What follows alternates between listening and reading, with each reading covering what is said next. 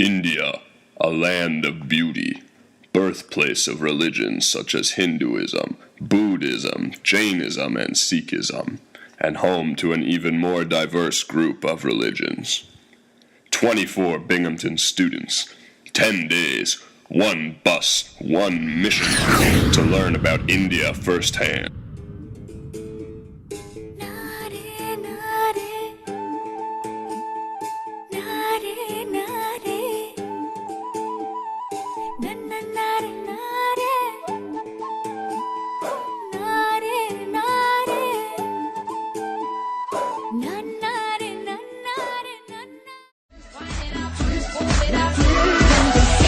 One of the most enduring achievements of Indian civilization is undoubtedly its architecture. From the coming of Muslim rulers to European colonization, Indian architecture has been influenced by a range of external forces. As a result of the diversity of the many peoples who have occupied India, there is a vast range of architectural style and structure.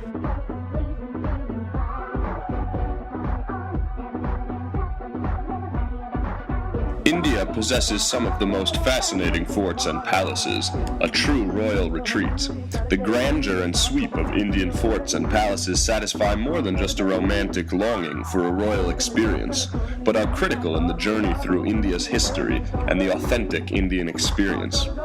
These forts and palaces are the largest illustrations and legacy of the princely states of India. As the birthplace of many of the world's largest religions, India's history and culture are closely tied to religion. Religious diversity and tolerance are established in the country by both law and custom. The major religions in India are Hinduism, Islam, Christianity, Sikhism, Buddhism, and Jainism. Some of the gems of Indian architecture are religious temples and structures, which possess characteristics based upon each religion's unique beliefs and practices. The Taj Mahal is the most widely known and admired example of Indian architecture. This crown palace is located in Agra. The main structure is a white marble mausoleum built by Mughal Emperor Shah Jahan in memory of his third wife, Mumtaz Mahal. The Taj Mahal is most widely recognized as the jewel of Muslim art in India, and one of the most universally admired masterpieces of the world's heritage.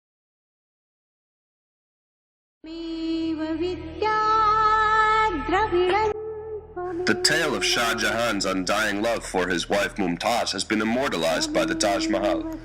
Indeed, love and passion are some of the most important aspects of life in India, even today. When rapid industrialization and the rough integration of global markets and ideologies threaten to uproot the traditional family. As it is spelled out in the stonework of the Taj Mahal, the core of the Indian family is the marital bond, and as times are changing in the nation, the definition of marriage has likewise expanded. Why then does the arranged marriage continue to prevail in India?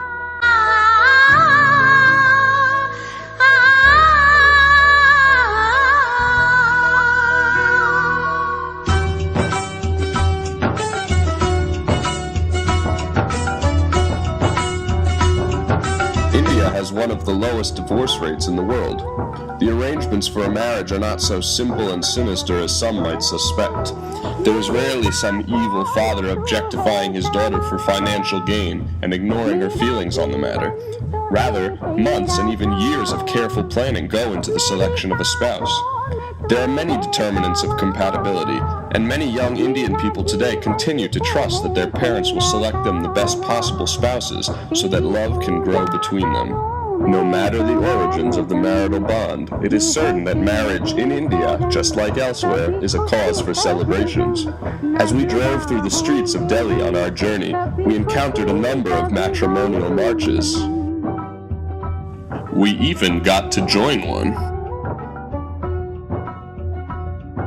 Another significant factor in marriage determinations is horoscopic compatibility.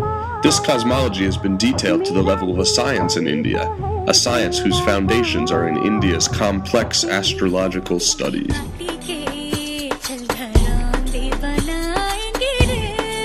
In 1612, aged 20, Prince Khurram married Arjumand Banu Begum, on an auspicious date chosen by court astrologers. The marriage was a happy one, and Prince Khurram, while married to her, remained devoted to her, and she bore all his children. The year was 1631. As night stalked over India and dawn beckoned on the horizon, a woman lay exhausted on a silk-covered divan inside the fort palace. For hours the child inside her had strained to come out. Her husband, Emperor Shah Jahan, prayed and fretted outside the birthing chamber. Court astrologers cast charts and horoscopes furiously, looking for a good omen, a sign of promise. The child was born 3 hours before daybreak, and with the first wail, the baby took the mother's life. The empress who died was only 38, and this was her 14th child. According to the science of astrology, planets represent certain energies and emit certain magnetic and electric fields which influence the lives of human beings. The horoscope is a map of the heavens at the exact time and place of birth, which shows the positions of the planets and their relation to the newborn child.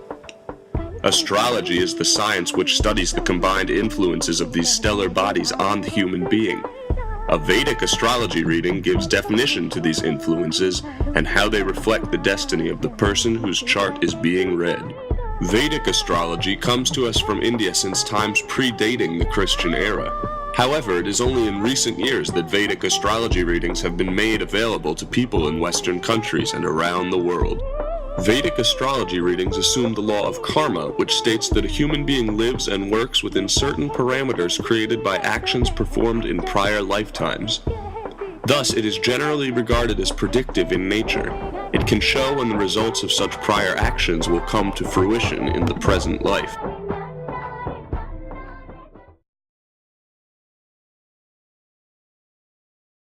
Baby.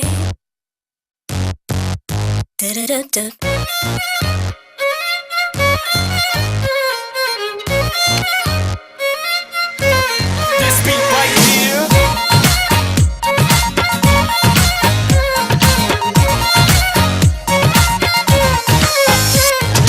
लड़कों की उंगली पे नाचे है ज़माना